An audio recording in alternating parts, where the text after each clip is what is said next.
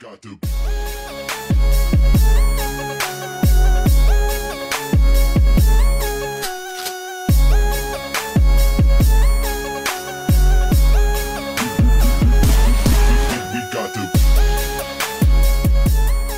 What's going on, people? It's the Xbot 448, and today, guys, I want to talk to you about kind of like a personal experience with a peripheral for the Xbox, and not only that, what I see to be a continuing issue.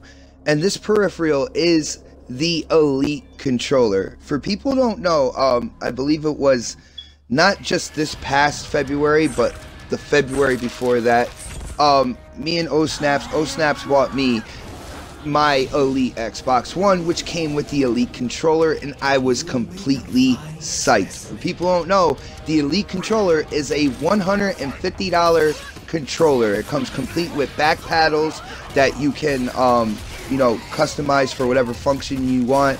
It has this magnetic capability where you're able to pull off the joysticks and add different joysticks into it.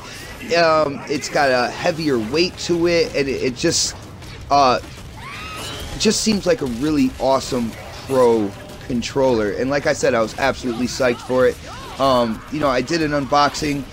It came with, the controller came with its own case. It had a braided wire to plug in and charge the controller if you have the play and charge kit. It was just a really awesome package. Now, guys, when it comes to this Elite controller, I will let you know, when it is all functioning and it's all working, this thing is the best controller on the market, hands down. The weight is perfect for me. The back pedals, even though they take a little time to get used to using, are freaking amazing. Especially with like first-person shooters, ducking and jumping. You put them on the back paddles along with throwing grenades and stuff, and you just go out there and you can go crazy on the opponent. But here is the thing. This is a $150 controller, and I can't back this thing right now. I can't endorse it. I can't tell people to go out and get it because there are a couple huge flaws with it. The first and foremost flaw, the one thing that I have dealt with, is the bumper situation, the left bumper and right bumper. When it comes to how they are put into this controller, on the outer ribs, the outside of the controller, the outside of these buttons, they are held into the controller by some really flimsy pieces of plastic that, not for anything, are guaranteed to break over time. I've talked to numerous people when it comes to this controller and how the bumpers have broken off, have snapped off, are not functional anymore. And I even hear about drift in the joysticks, which should not happen. And drift is when you leave the controller alone, especially if you're like in a first-person shooter or something like that. If you leave the controller alone, eventually your character starts to look upward or downward or to the left or to the right. There's some type of movement drift that's going on when you're not touching the joysticks. And that is another issue that this controller seems to be having. So as of right now, when it comes to this controller, I cannot endorse it, but I do have some really good news. And that good news is, in the works is a redesigned Elite controller. And hopefully they go in and they fix these issues. I know with the redesigned Elite controller, they're going to add in the functionality to take off the triggers and add different triggers to the controller. But I really hope they go in and they deal with these kind of like manufacturer defects that you know, that are in the existing Elite controller. So for right now, $150, you know, when the controller works, it's definitely worth it.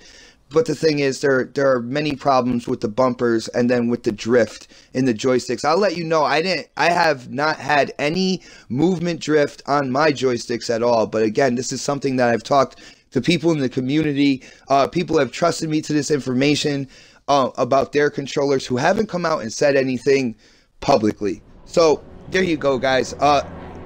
Good news on the horizon is a redesigned Elite controller.